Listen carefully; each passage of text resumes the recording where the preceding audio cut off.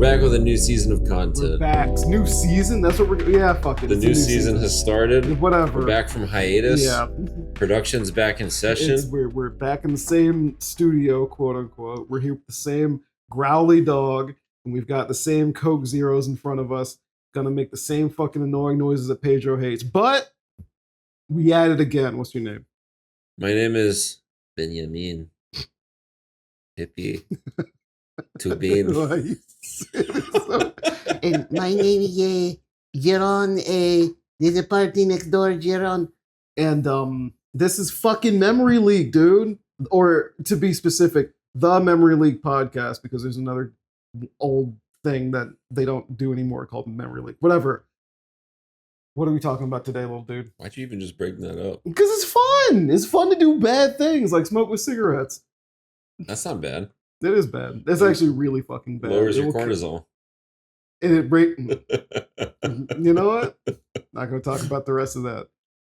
But there's plenty of stuff that's been going on since Ben and I argued about AI a month and a half ago or so. There's a lot of video games. 2026 is shaping up. It's pretty fucked up. There's actually. a lot of video games. I can't dude. fucking keep up with it. What had RE9 come out by the time? Yeah, we talked a little bit about RE9. We did. Okay. I don't know if I think you talked about it and I listened because I hadn't played it, but I have since beaten it and also beaten the original. Yeah. And started to. Yeah. And it's been a minute. It has been a minute. I mean, it's okay. How do you feel about Resident Evil now that you've I like it a lot and I get it. Okay. You know? Yeah. I do think 9 helped me to get it. Because I don't know if I'm pretty sure we talked about it, but RE5 had basically been the only game that I played through co-op style. And that game is like kind of not very good. It's okay. It's just very forgettable. 5 is fun. 5 is fun. Co-op, yeah, and it's fun to play. It was fun, but as an introductory and your only experience with the series, it's. And I now get it too because like 9 has the action elements from 4, and it's like Resident Evil itself. You know, besides the actual games that it spun off into, Resident Evil itself has 2 identities. Yeah, the action identity and the survival horror identity. Yep. And so 5 being really just the action game. Yeah. And also not being very good. It's okay. It's fine. I think it's passable. It's fine. Yeah. But I think even like it's almost missing some of the Resident Evil identity. Mm-hmm. I think what it was like the first couple hours of the game has some of the Umbrella Corporation, but then it's just like very generic. It doesn't even have that. It's all Trisol. The whole thing about RE5 is that Umbrella's gone and playing as a split off. Yeah, it's the organization. Power Vacuum shit. So yeah, I mean, I think there's reasons why it was so forgettable for me because I didn't even have the foundational lore or experience or knowledge. It's literally a game that Wesker dies and you're like, who's this nigga? I don't care. So yeah, but 9 was sick. 9 was actually very, very sick. I think the fact that it blended both together and sort of like alternated the pacing like of a the perfect two. Blend of like humor and emotion. No, but yeah, it was sweet. And then going back to 1 was a lot of fun. Yeah. I think 1 is really good. 1 is really good. It makes a lot of sense. Remake and original. Both. Yeah, I'm gonna get to the remake at some point. Yeah. I did play the original. I played the original, not the DualShock version with the fucked up music. With the fucked up music. I did go back and look at the fucked up music though, and I was like, this is horrific in and of its own way. I have the fucked up music because I thought the version that was on PS3 was also the one that they put on PS5. It's only on PS3 but and PSP. Yeah, it's just the PSP. Yeah, the version that they released then. And PSN. Yeah. So I have that version on my PS3, and I played it again. And I was like, oh shit. Yeah, the somewhat recent PS5 re-release went back to the director's cut. Is the director's cut, not DualShock version. Right. So yeah, which by the way, like we can just settle the debate once and for all. Like, don't fucking play these games with the DualShock. Don't wait. What do you mean? Like with not tank controls. Yeah. Play these games with the fucking tank controls. Seriously, played with tank controls. Seriously, I know. And I'm pretty sure this debate has already been settled. Yeah. Like, I wasn't really seeing a lot of people online in just like my cursory exploration of like the state of opinions on Resident Evil as a franchise. Yeah, and like surrounding games like Devil May Cry and Dino Crisis. Like people get it, right? They understand that like the way the game is designed, the camera angles, all that stuff. Like. It feels better with tank control. Like, everything's it genuinely feels better. Yeah. Like it's now that we're in a world where people understand that different control schemes exist and are intentional. Yeah, there's absolutely intention. I think people have gotten past it at this point. It's one of those things where I think now that I mean this in the least snobby way possible, but I think when I hear someone say like they couldn't get into a game because of its control scheme, and it's like there are bad control schemes, don't get me wrong, but if they couldn't get into it because of the controls, I'm like, I can tell this is just a skill problem. Yeah, this is a problem honestly, about not having the patience to learn something new.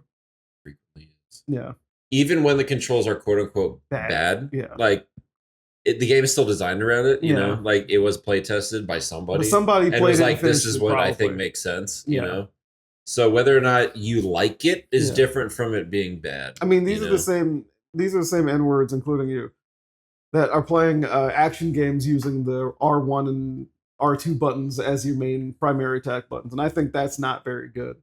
But I do it because it works for the games that it's in. So you're talking about Sekiro? Like Souls, the Souls games, and using that button to attack with, not my cup of tea.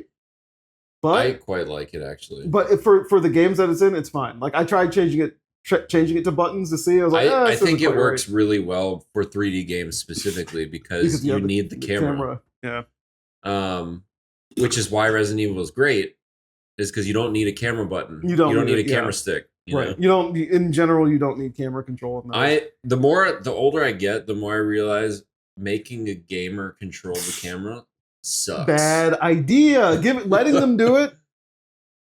No, not even a bad idea. No. Like I think it feels bad. I think to have to manipulate the camera is not fun. Like I don't like that in the game anymore. And I remember that like very much for the majority of 3D gaming's existence, people do want that because they want to like explore. Yeah, right? they want to see everything. They want to take it in. Environment, especially with those older games. Yeah. Right. But the more I get older and I think of games almost like with a slightly more academic lens of like design philosophy and like what the point of the game is. Yeah. The less I want to do that. The less you want to be the one directing it. You want to just take in what's what it's supposed to be. Right. And part of that is like that's one we brought it up before where people will complain about Mario 64's camera because they're trying to control it too much. Right. Which is funny because like the writing was on the wall since day one. Yeah. And even Galaxy removes most camera control from most when you Mario, do have it, it's very limited. Most Mario games now basically just like lock it in. Yeah. Which is good. It's smart. Yeah. But for games that don't do that, that are fully open, open world, open whatever you want to call it, open environment, that's where I think it does make sense to if you're gonna require the player to manipulate the camera. Yeah. Having a lot of buttons on the triggers, on the shoulders makes sense. I think it feels bad when it's tied to a shoulder button that is not digital. So I can understand that, right? Yeah. If you have like like if you're playing Sekiro on a DualSense and you've got like the full range of motion, and really you just need the single. You just want to like I can understand that would feel bad, which is why we need it on the Switch too. That would. You're not wrong. I think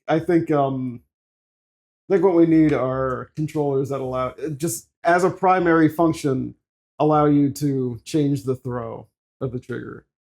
Or even on the PS, like say you're playing on PS5 and it's whatever. You should be able to almost like turn off the analog. Like tell the motor to lock at a certain point. Or just lock entirely, so it almost becomes like a digital button. Exactly. That'd be cool. That's not what that would be cool. It's just But I don't know. Oh, so going back to Resident Evil 1.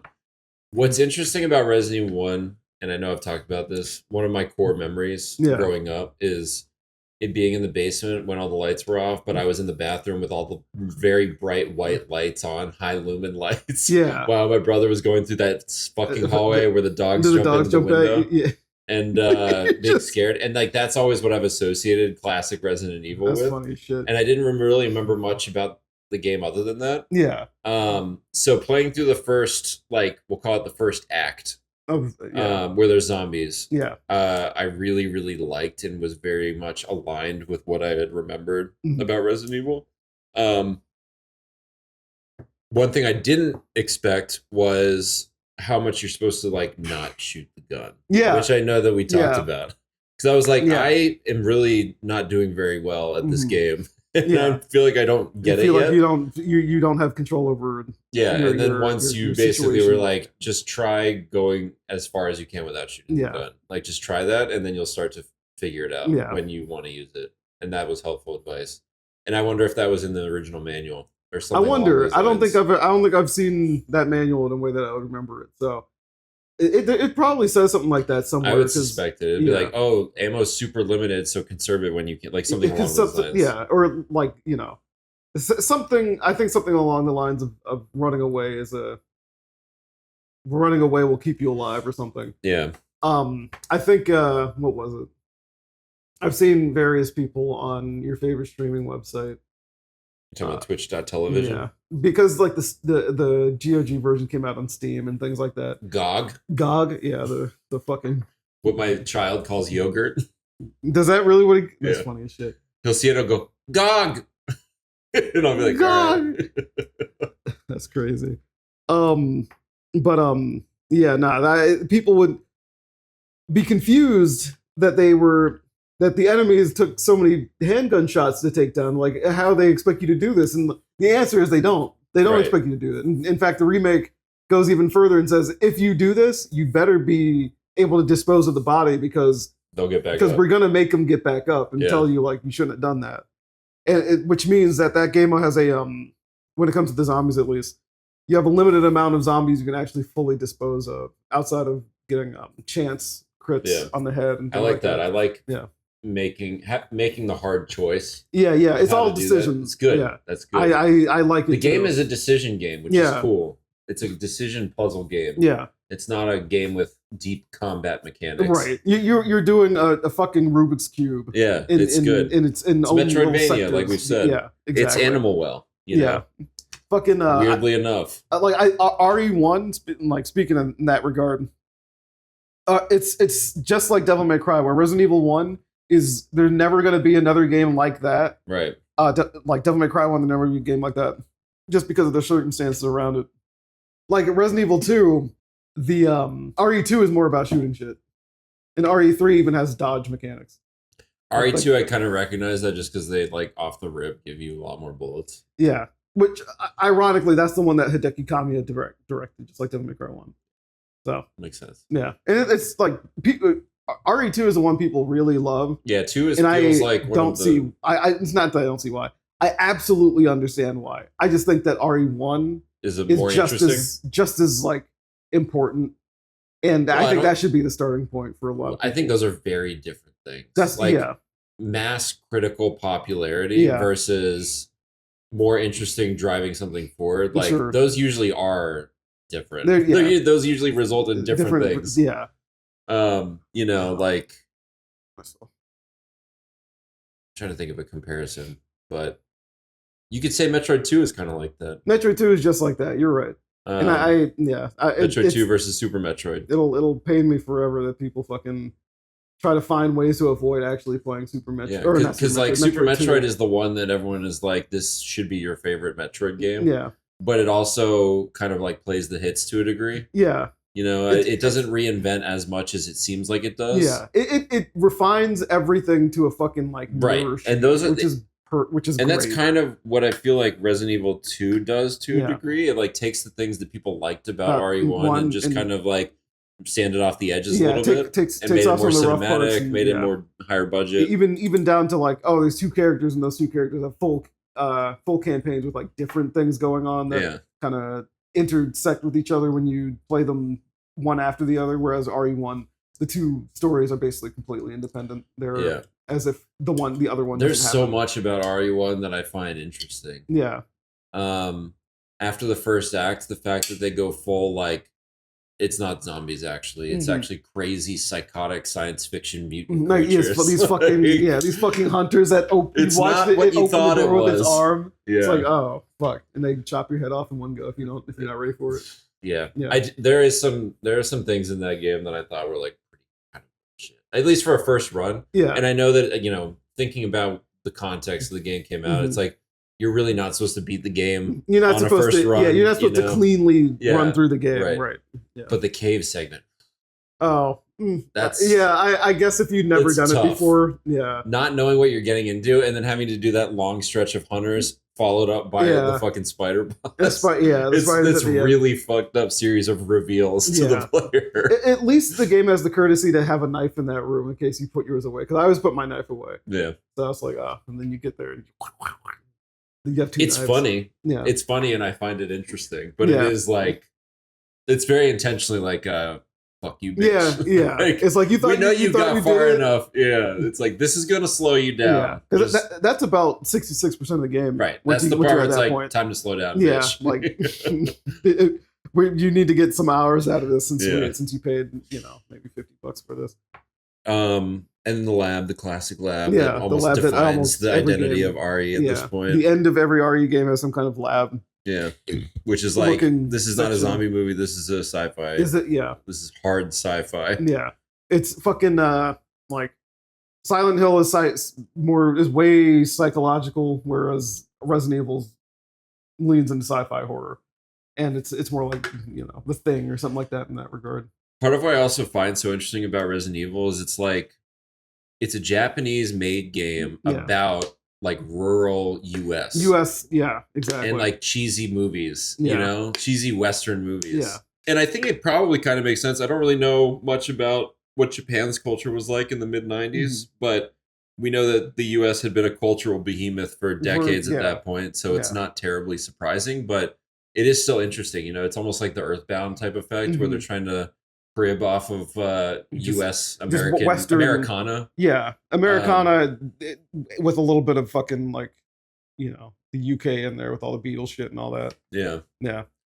So it's cool. It's a very cool game. Yeah. I think Resident Evil 1 specifically has a lot of pieces of like almost appreciation for US things. Not just like the cynical we need to appeal to the West kind of thing, but like very specifically we like these kind of movies. We like this kind of stuff, and we want to adapt it in a way that we understand exactly to make it, like to turn it into a game. Yeah, it's not like intended to be marketed at Americans. It's more like we like these things about American culture, and we find them cool, and we want to make a game about something them. Cool. We want to about use this setting.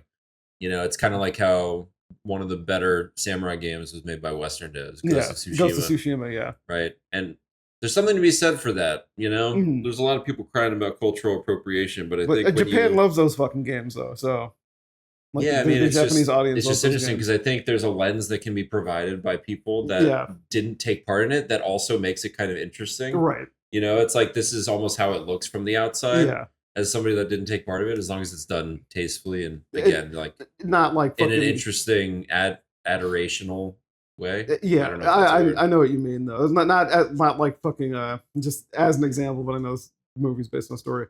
Throwing Tom Cruise in there to be the fucking white savior for the whole fucking that movie is very funny. Yeah. But I haven't seen that in a long time, so I can't actually comment on it. I know that that's what the discourse was though. Yeah.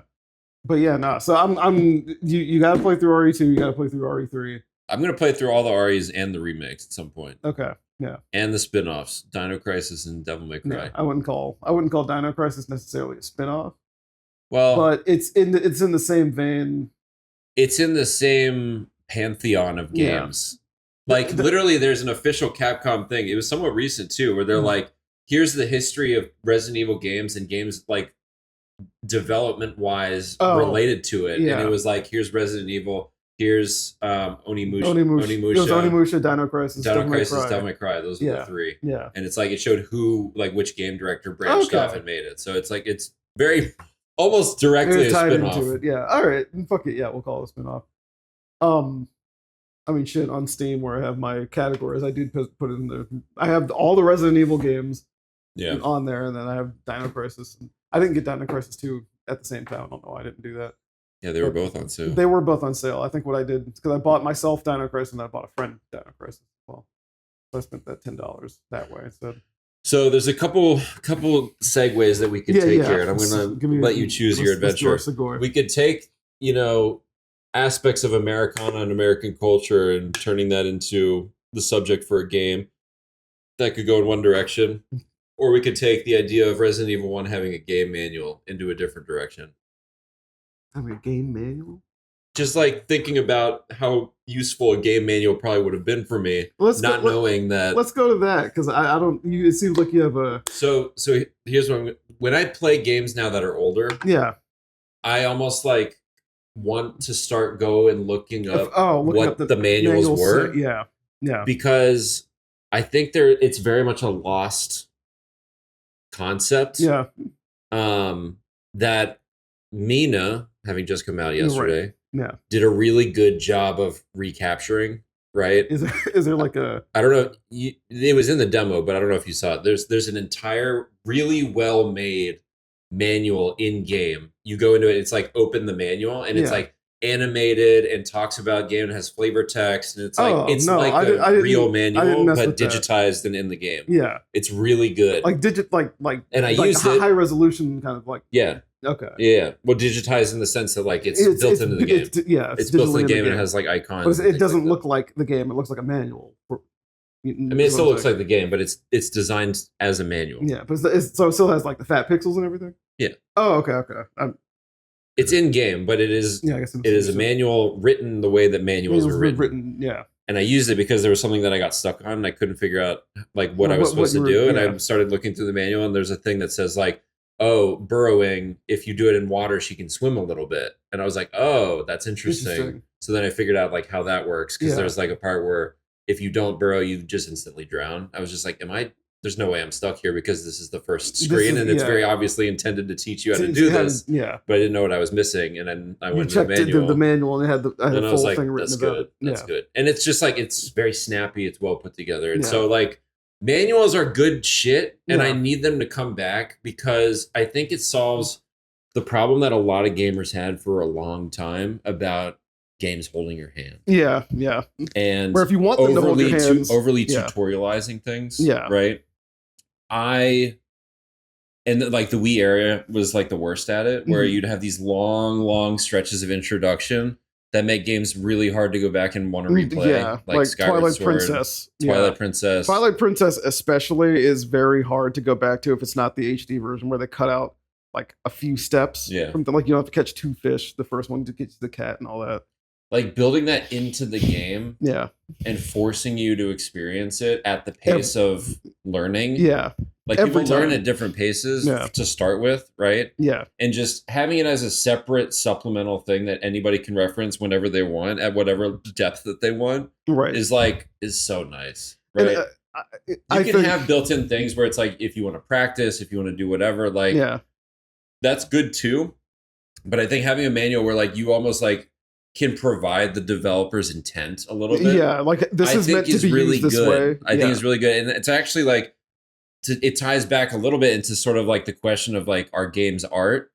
I think that makes it more legitimate to call it art at that point, because like, to me, when I consume actual art, I know what you mean. Historical like art. It's like accepted historical 1800s like classical music or art pieces or whatever.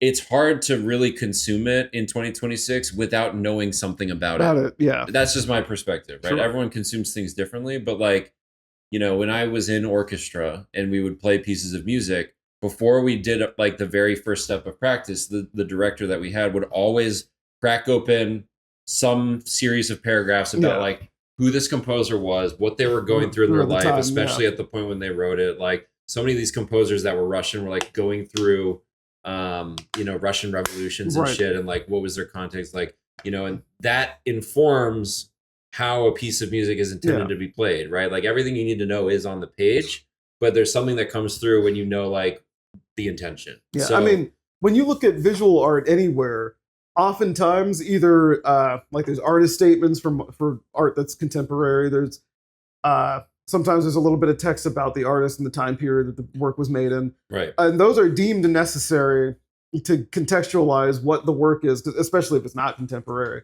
so that you understand, like, this is how crazy things were going on. And this is actually like, this happened at the same time as this other thing that you would think is unrelated, but it actually ties completely in to the way people were feeling about the world at the moment this was created.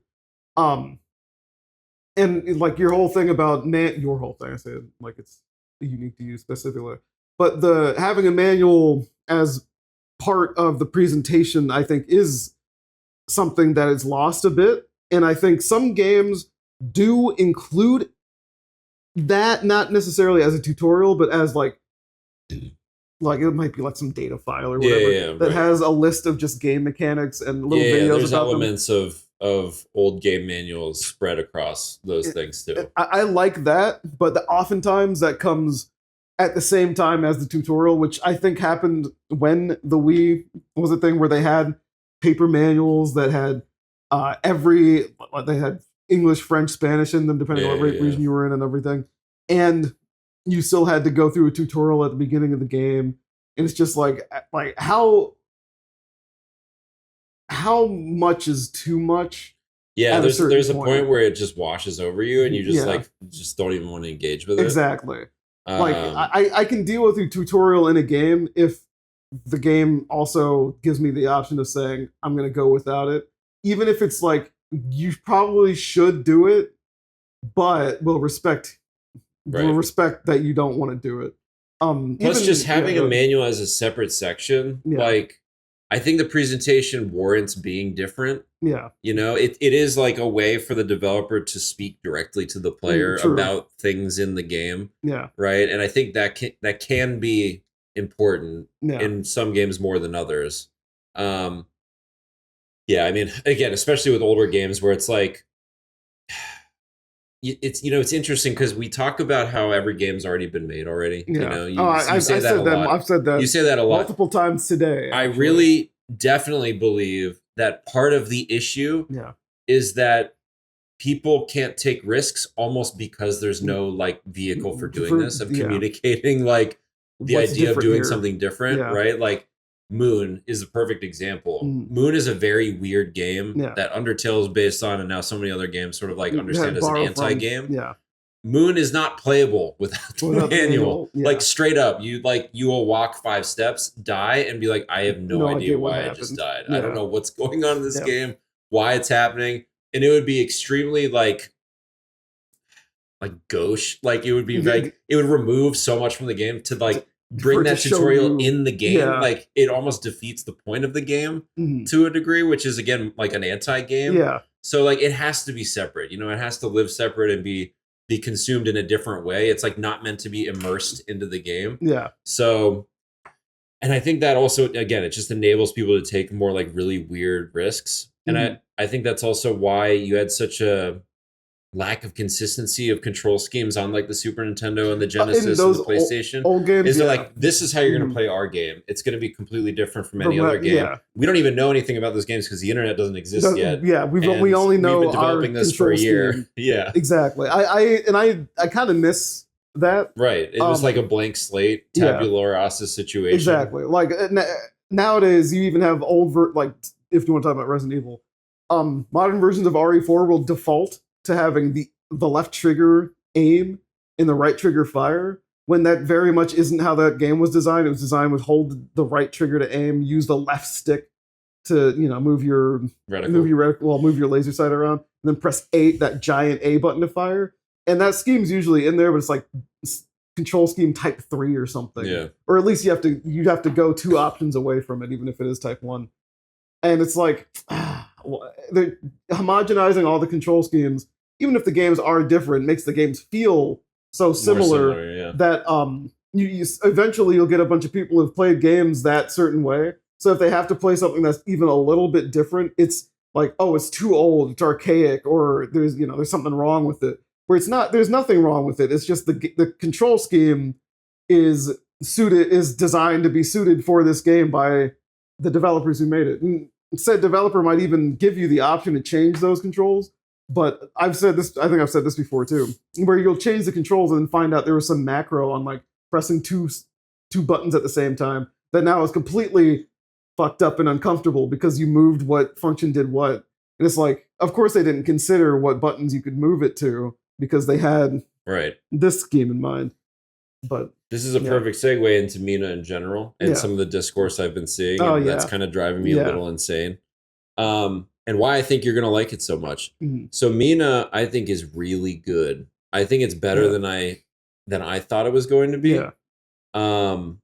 So, but I want to start with Shovel Knight real quick, right? So Shovel Knight, as we know, is like a collection of mechanics and things that people recognize and played in the NES era. Right. Kind of combined them in thoughtful, unique ways that made it feel like its own thing, polished it to a degree that, like, if people stopped playing games after the NES era, that's what they were think it was like, right? But in a modern world that actually has clean mechanics that are fair and not bullshit, not and not entirely designed to bullshit, and like, you know, and it feels good. Broken by a lack of experience. But tell me about Shovel Knight, because I know you had Shovel Knight. Yeah. I've Shovel Knight on Wii U. What do you like, Shovel Knight? Yeah, I like Shovel Knight. What do you tell you about? Well, I'm just curious, like, you know, if you were to review Shovel Knight, what you like, what you don't like about it, and then that can tie it into Mina, because I think Mina follows a very similar design philosophy. Yeah, but I think ratchets a few things up. Yeah, because I think Shovel Knight is good at getting you on board by using the mechanics that you might be familiar with from older games, and then it just you know, especially with the DLC shit where you have the other characters, but even the main game, which they renamed Shovel of Hope. As a fucking homage to Star Wars. It's been such a long time since I played it, because like I said, I played it in 2014 on Wii U. Interesting. Did you not play the other campaigns? I did play. Well, I would go back and hook the fucking Wii U up to play the other campaigns, because they kept releasing them on that system too. But it was, what's it called? It's a what? You put me on the spot, so I didn't even. That's like, good. We're getting the raw, unfiltered reaction. The game is made, like you were saying, the way you kind of remember those old games being. Is the dog in here? No, I'm just shuffling my feet around. It's kind of the way you remember those games being, with mechanics that are a bit modernized to, you know, they do things with them that you would not be able to do necessarily in 1993 or 90 or 85 or whenever.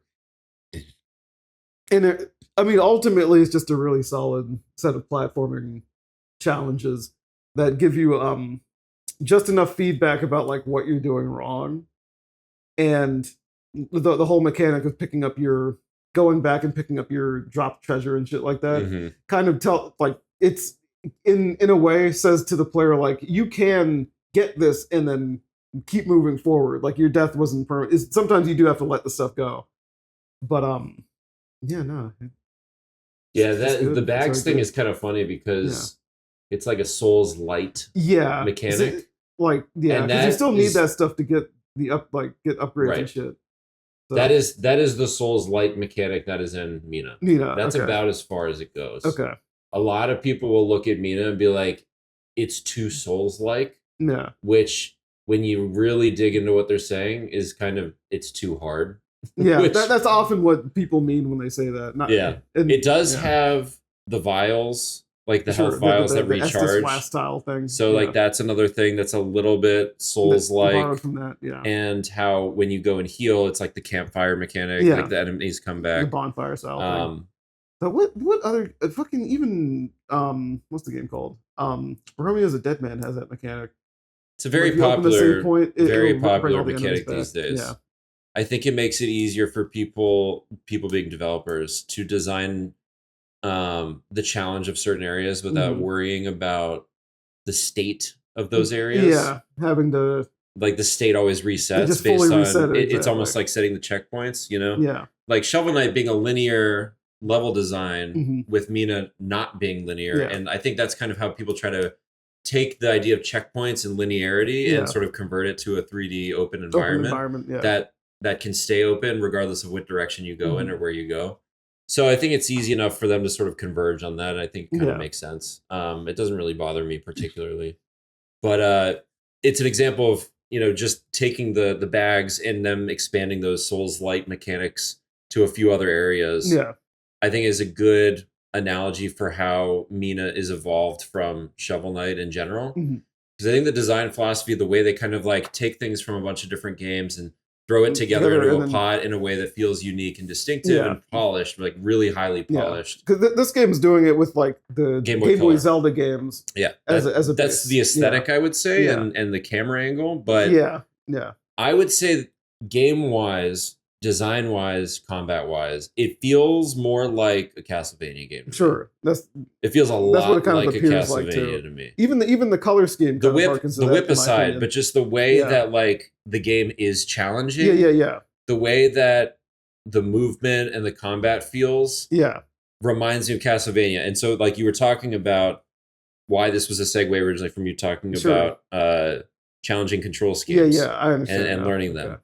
I think so. Mina has a new mechanic, right? Shovel Knight didn't really have any new mechanics per se. It just had maybe a new-ish combination. It was a combination in a way that people hadn't really seen before. Because that's like the proto indie game, that like Kickstarter style indie game nowadays. You know, it's so, like this is if you like these 3 games, you'll love our game. Yeah, dude. Every time I see threads like that, I'm just like, I just like want to fucking like close my eyes because it's just like you're really truly missing the point.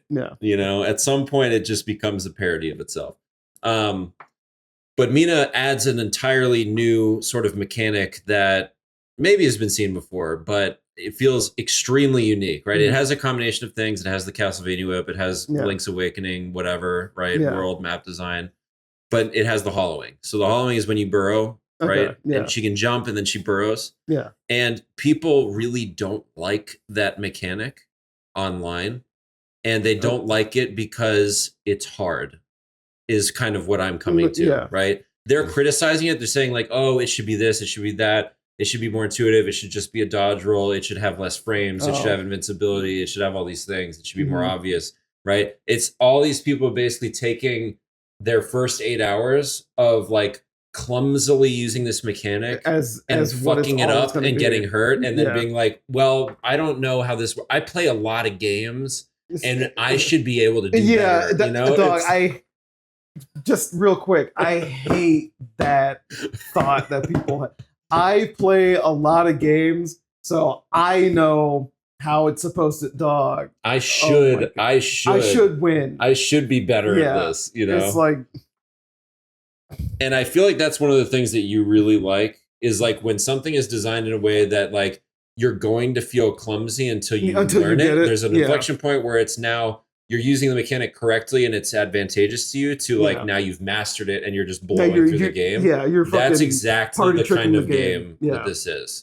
Like I've already done some things almost accidentally because your jump there is a verticality that doesn't exist really in Link's. I mean, I guess the Rock's Cape. Yeah, there's jumping, but it's not the same kind of. It's mostly you can just jump over like projectiles and beams and things like that. Yeah, and so when you tie the jump into the burrow, which also goes, you start to like combine get a rhythm and weave. Of like you get into this the attack becomes an opportunity. Exactly. Into it, when that starts to happen, you start to see the possibilities. Things start to click, and it's like, oh, this is tight as shit. This is my fucking fight now. Yeah. I mean, speaking of Devil May Cry, in fact, the way the dodge roll works in that is you hold the lock on button and then you hold left or right, and then you hit jump, and that roll is invincible. It's a regular dodge roll in that regard, but the left and right is actually relative. So if Dante is like facing right on your screen, it's up or down. Or if he's facing down, it's literally left or right. Yeah. If he's facing like, fucking southeast, it's like down, left, and upright. And that would fuck people up forever because it's 3 inputs for something that's now mapped to like 1. Yeah. For most games now. And it's one of those things that once you get it, you feel like you're fucking you just feel like you're invincible because it's like, well, this isn't going to hit me because I know how this works. I know how to do this. The game expects me to have learned how to do it at some point, and now I'm at the beginning of the game again, and I really know how to do it, so there's nothing to teach me. I just fucking dodge this big attack. And what you're saying, like the hollowing mechanic, sounds like it just reminds me of how people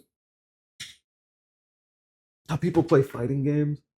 I think it's a lot like fighting games because with fighting games, you feel really stupid and clumsy when you first start playing them, and you don't really know how the mechanics are meant to. And that's kind of how the hollowing goes. It's like you'll jump into the air to try to hollow, but you didn't do it early enough, so now you got hit, and now you're fucked, and now you're not hollowed, and you're just completely in a corner, and you just get blasted. Yeah. And that's very much how it feels, right? So in a fighting game, when someone takes advantage of an opening or like you fucking your inputs up, it's just completely over for you. And then you run it back and you try again, right? Yeah.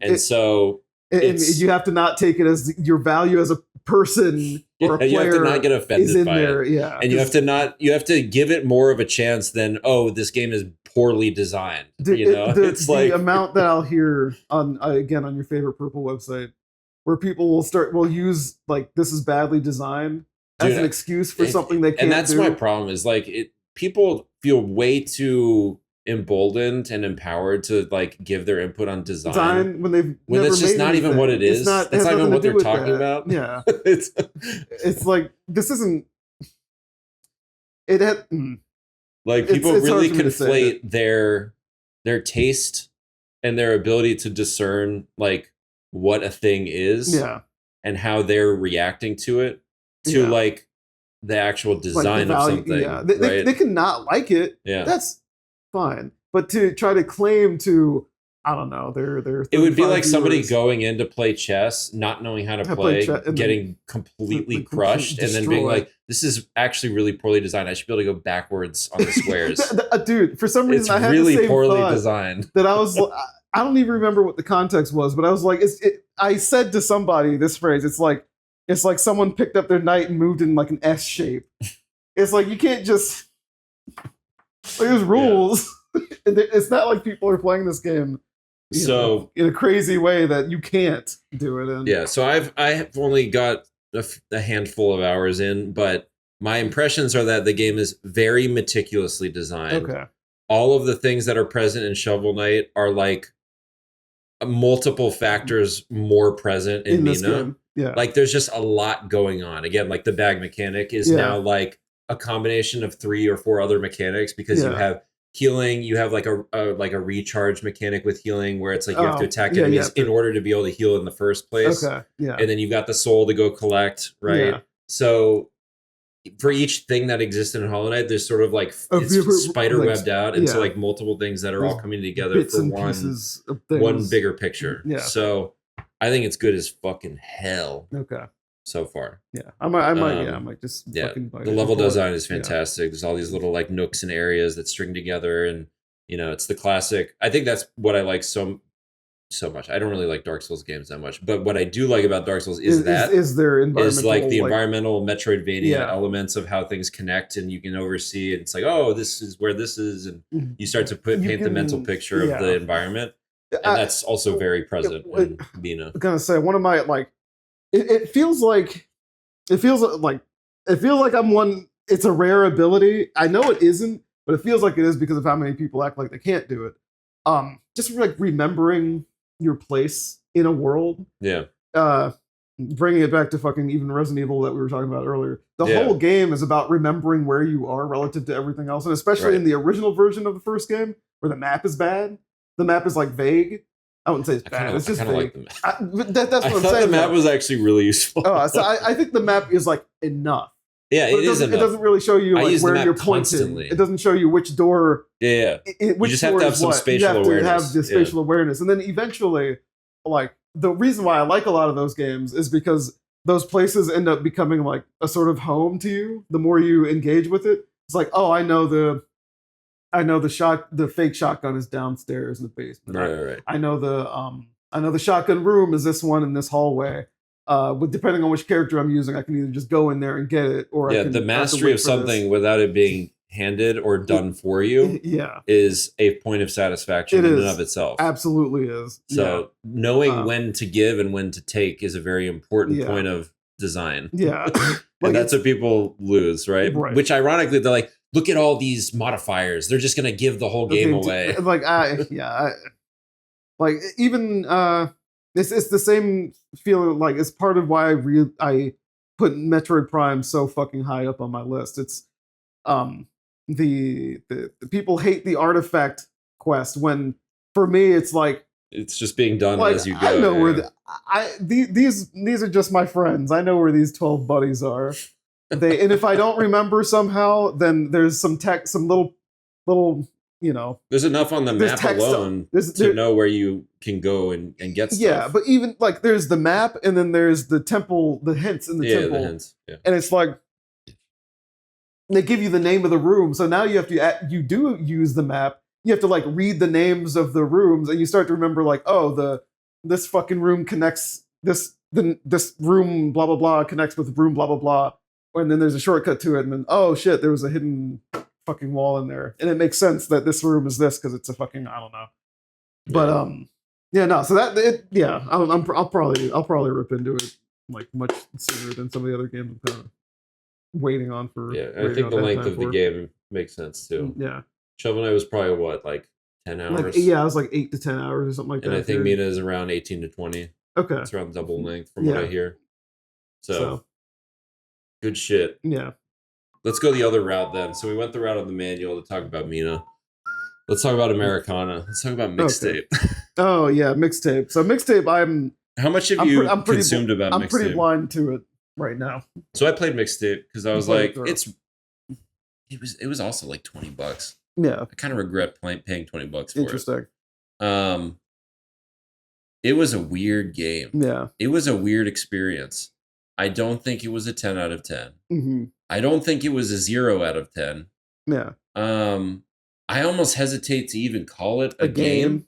Yeah. It feels more like something you would interact with in like an installation. Yeah. Yep. It's more of an immersion, yeah, tactile experience. From what I know of it, it seems like something you would play in like one of those small theaters with the little thing. Yeah. It's something. Again, like games as art. I mean, maybe that's what people liked so much about it is that it's so not a game that like it's so titillated the journalists. Yeah, it's like I think there's an element of that, plus the fact that being targeted, hyper targeted. Like psyop level targeted at the late 30s, early 40s like generation, mid millennial kind of. Yeah, I mean the structure of it, I thought was kind of interesting. How it's like I'm gonna make a mixtape for the summer, and each song on the mixtape was like a different activity or whatever, like going through like the end of your high school year. Yeah. So, like, I didn't hate the vibes of it. I didn't think the story was particularly good or well written. I don't think the characters actually like changed much over the course of the story. Yeah. I didn't really understand like the point of it. Interesting. And maybe I'm stupid or maybe I'm not the right audience. What'd you play it on? Switch. Okay. I played it on just on the flight back from one of my trips. Okay. I didn't actually recognize much of the music, even though I kind of grew up in that era. Yeah. I mean, is it full of licensed music? It's full of licensed music. Okay. I think I recognize one song out of like the 15 or 16 that are in the game. Okay. Can I see it? Yeah, you can see it. We can re-download it. Yeah. I think it was a big missed opportunity because I think there is more room for that kind of a space of like coming of age style, but like more immersion style. Yeah. Coming of age. And I don't know of a ton of games that try to lean in so hard to that. Mm-hmm. Like there's just the recapturing or like the how do I even phrase this? What I was thinking about is how in Japan they have kind of a lot of games like this, like Boku no Natsuyasame, My Summer Vacation. They've got Tokimeki Memorial. They've got all the high school framed games. There aren't a ton of those in the West. There are not, and even some of the ones that we have over here are not developed. Those aren't like for the record. Those are not comparable to mixtape at all. Sure. What those games are going for versus what mixtape. But I understand. But it made me start thinking about how those, but framed in America in the 90s, would be kind of interesting, right? The idea of going through like the last couple months of high school from a Western perspective would be kind of interesting. And that was where I was starting to text. I was like, maybe this is hubris, but I feel like this would be a better idea for a game than what mixtape ended up being. Like you'd be able to change the outcomes of like what you do as you graduate high school based on like the people you hang out with and like what actions you take. Do you go out at night or do you study? Right? Like there's probably things you could do. There could be mini games like for school, like some intelligence mini games for like tests or whatever. There could be frog dissection. There could be breaking into a school, like graffiti. I was gonna say like the tests. There might be some kind of hidden thing that you can like keep trying to push the camera and you end up being able to cheat. I feel like Rockstar could do something like this with the Grand Theft Auto engine of like. I mean, they made Bully. Bully is kind of. It's not the same thing. It's not the same thing. I know what you mean. They have the right engine and kind of like mindset to pull something like that off. Sure. You could also think of it as like a dragon, but as a high school American. In my head, I think of like stuff as like Life is Strange and all that. Yeah, I don't know much about Life is Strange, but yeah, I know people mention Life is Strange a lot when talking about mixtape, and a lot of people being like, they're not the same game at all. They're not the same game at all, but it is the same like, more of a youth slice of life thing. Even though, let me back up, because Life is Strange, you have superpowers, but but it is that kind of thing going on. Yeah, there were a couple like the one game that I have heard it compared to is It Takes Two. Yeah. And I think that's more valid of a comparison because It Takes Two does have some like little immersion gamey things in it that like don't really have any impact. They're like just there to like interact. So there are segments of like that in It Takes Two, and that's kind of what mixtape is at its core. Yeah. But It Takes Two still was like a game with fail states. And again, not every game, and not every game needs fail states. Again, for the record, but like It Takes Two had more gaminess in it. Like it had an FPS segment, had a platforming segment. You know, mixtape. I think the most fun I had was making a slushie at 7-Eleven. Yeah, it's funny. Is it a real 7-Eleven or is it just like a convenience store? It was a convenience store. Okay. Yeah. But like, there's no impact of the slushie you make. Yeah. They kind of comment on what flavors you combined. That's kind of. It's like there is something about it not having an impact too. No, I agree. Like, and there was like a skipping rocks thing. Yeah. Where you could skip the rock, and depending on your angle, it would just like not skip at all, or like you would try to hit certain things. You do it with motion control. I'm sure those two I thought were starting to hit at something, hit at the core of I think what the game was going for. But there were so many things that were just so nothing. Yeah. That I was like, I just felt nothing when I was doing it. Okay, right. Yeah. Like, again, I felt like it was a missed opportunity. Like I feel like it was close to being what I thought it was wanted to be. Yeah.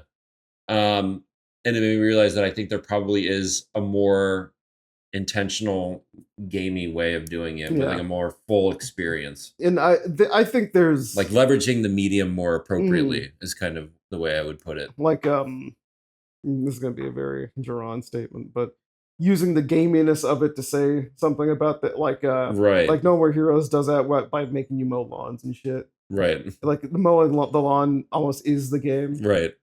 And yeah, I understand what you mean though. I think and I think there, there's no fail states or whatever, but I do think that's part of what made it very appealing to a game critic that would be writing a review, to give it a score, because it's something that they can experience and they can take it all in and not have to stress about it. And I think that's an important kind of experience for a lot of different people. I agree. Like I haven't played it. I think that can be done more interestingly. Yeah. I think there's a way to figure out how to do that that still makes you think about what you're doing, even if what you're doing doesn't have a... Yeah, there's been a lot of bad faith criticisms of some games of being like, oh, it plays itself. Sure, yeah. Which is kind of annoying. Yeah. This game was very close to actually just playing itself. Just playing itself, yeah. And it's like you can interact with it on it a little bit if you want, is kind of how I felt about it. And the things that you can interact with, the ones that really just felt like kind of nothing to me, is just sort of like experience the song. It was kind of like what was that? Vibe Hopper? What was that? Vib-Ribbon? Yeah, Vib-Ribbon. Yeah. It was almost like that to some degree, because it's like mixtape and it was like songs and you interact along with the song. Yeah. So it was kind of leaning into that to a degree as well. But again, it felt a little messy. Yeah. Yeah. Now I really want to just get a look at it. Yeah.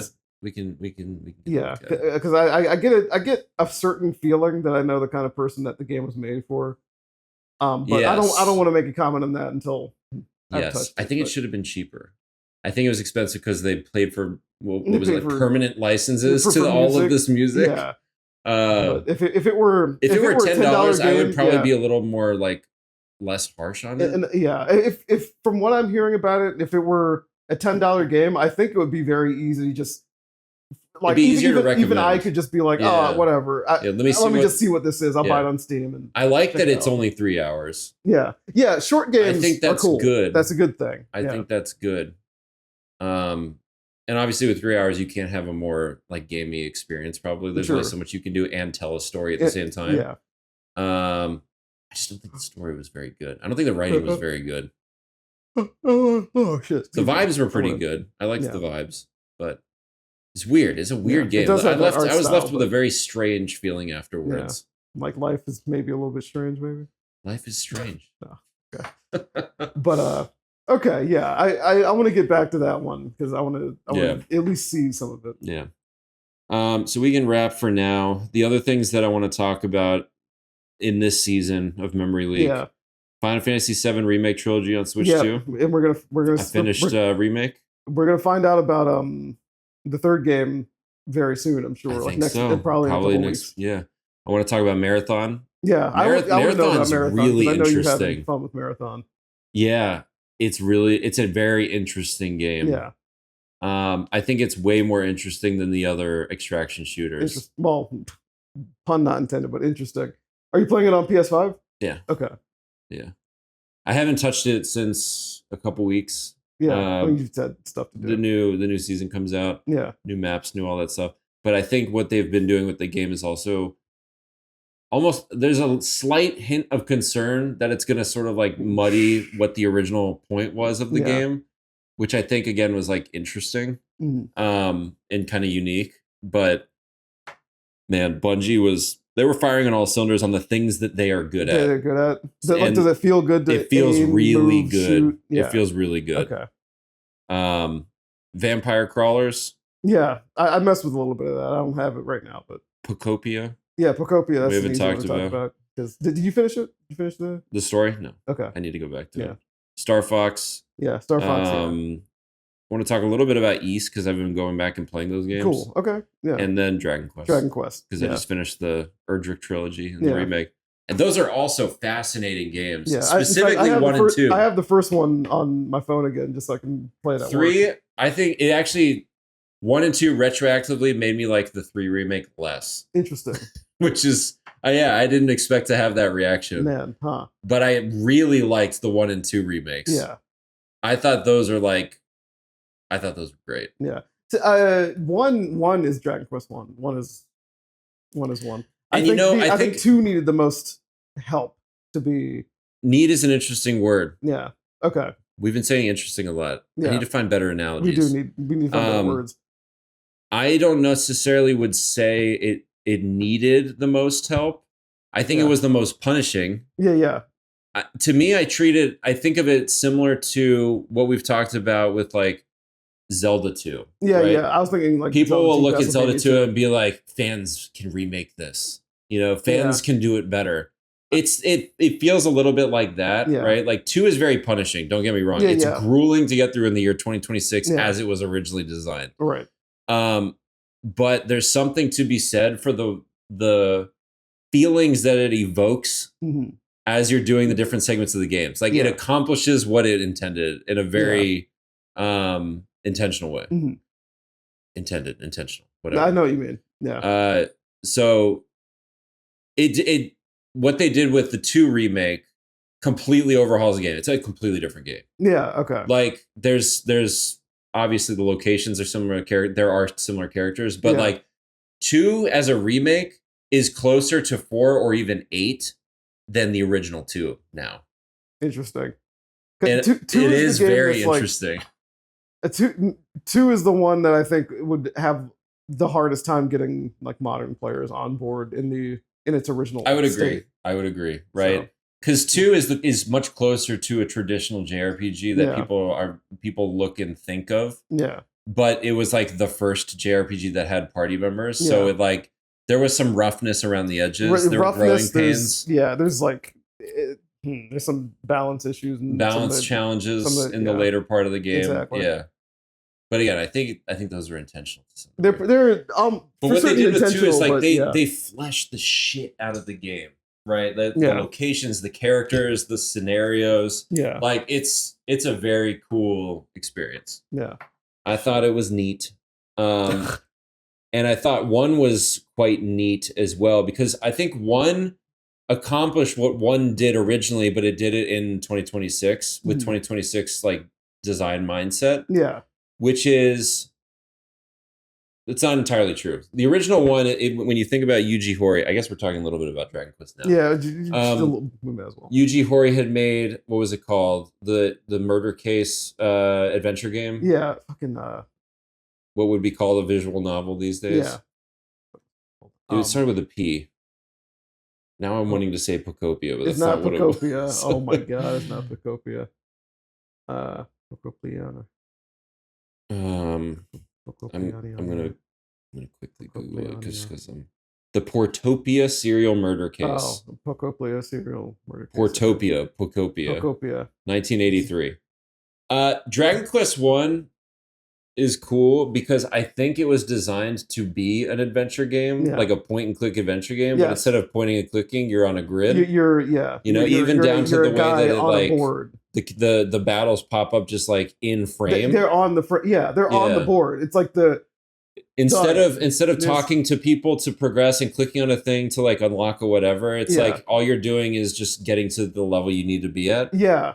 And then you're going to the next thing. But it sequentially and pacing wise feels like a text adventure, which is cool. I'm telling you, Dragon Quest 1, even on the original NES or Famicom or whatever, because it makes you bring up that menu. So you can do everything like stairs and shit.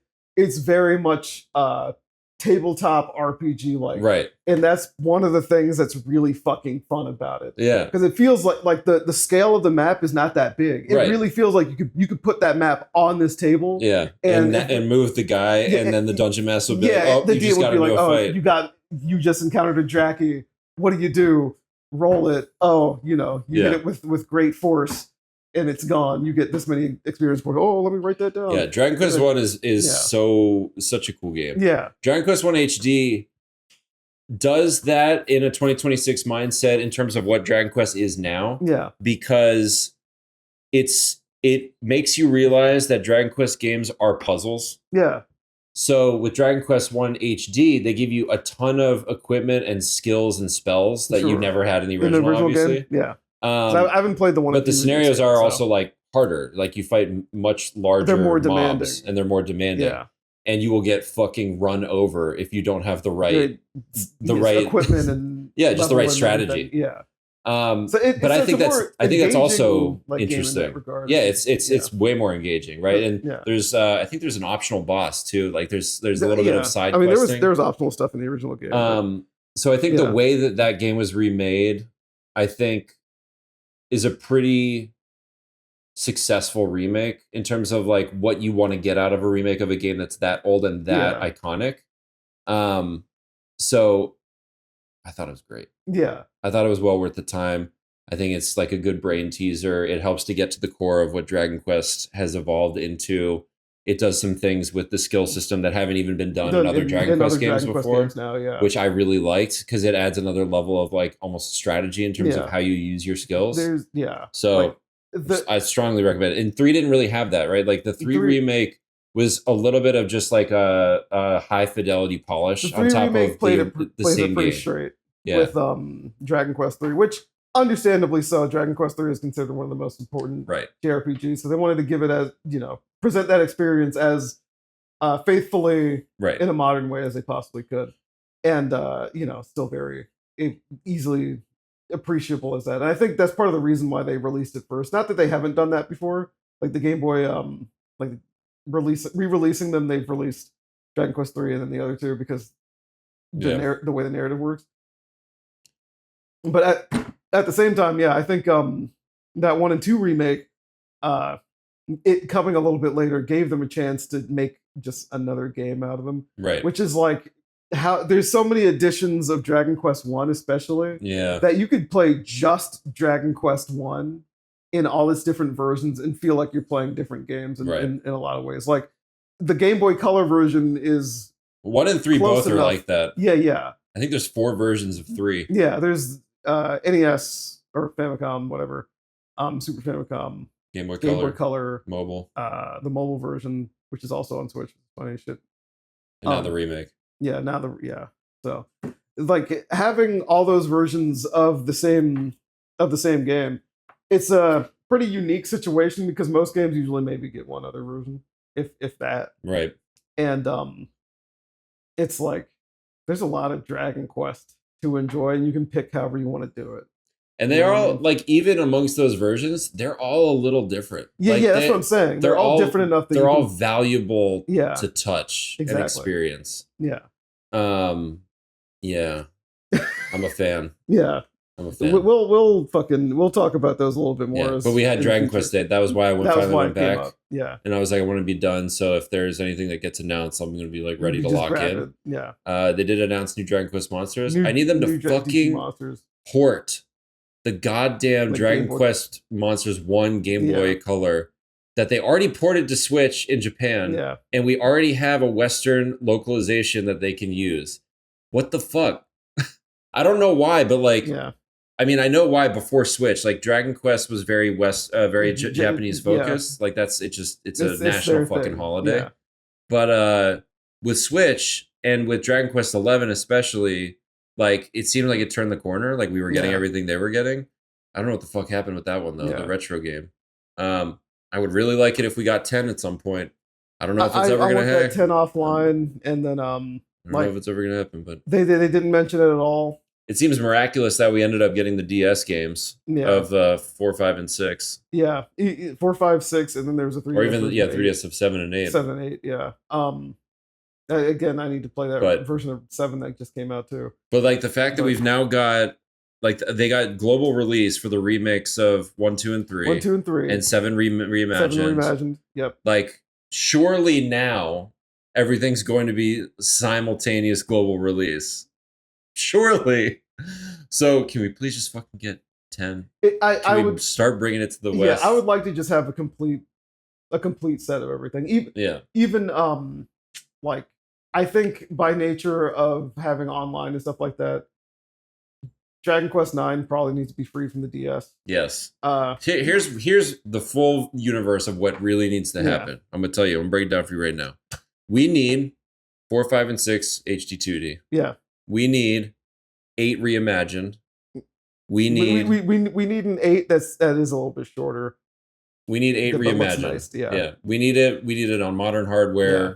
We need it not oversaturated like it is on the 3DS. We need it with all the additional content that they added. Oh yeah. And we need it a little bit shorter. Yeah. Well, I like 8, so I like. It's good. I like that 3DS version of 8, but it has some good and some less good. I think the presentation and just the graphics kind of struggle. Like it's one of the best looking PS2 games. You're not gonna be able to replicate that on 3DS. Exactly on the 3DS. Yeah. We need some kind of version of 9.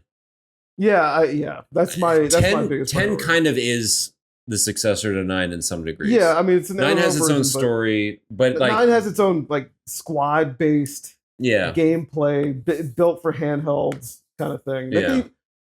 I would take a mobile version. I would take a phone version. Yeah. I've bought 5 Dragon Quest games on my phone. I will buy another one. So, like, spent money on it. Right. So, some kind of 9 thing. Yeah. Which I think is also why there's rumors that 12 is related to 9. It's the same world. Oh yeah, sure. They're starting to all the online fanatics are be like, oh, this is the town from 9. Yeah. And this part of the trailer or whatever. Yeah. We need 10 coming to the West.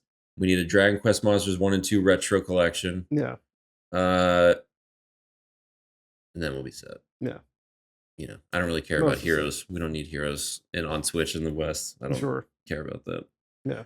And then we'll be set. Yeah. Then we'll be set. My main priority is having those numbered games all available to get now. No jumping through hoops or anything. What is funny about Dragon Quest Monsters 4 being related to Dragon Quest 5 is now 4, 5, and 6 all have their own monsters games. Yeah. That seemed like it was the plan. Yeah. So, but okay. Love me some Dragon Quest. All right, we can wrap it up. We'll wrap it up for now. This was our return to the studio. Give us a like, comment, subscribe. Hit us up. The Memory Leak Podcast at gmail.com. Yeah. And is it the? Ours is the Memory Leak Podcast at gmail.com. Or our Gmail is the Memory Leak Podcast. Is it? Just email it and see what happens. Email both. Email both. CC somebody. Spotify, iHeartRadio, Apple Podcasts, YouTube, and Podbean. Look in the Podbean. Shout out Podbean. I've never seen that website in my life. I do not know what Podbean looks like. Until next time, gamers. Peace. Peace in the end. Peace. Turn this shit off.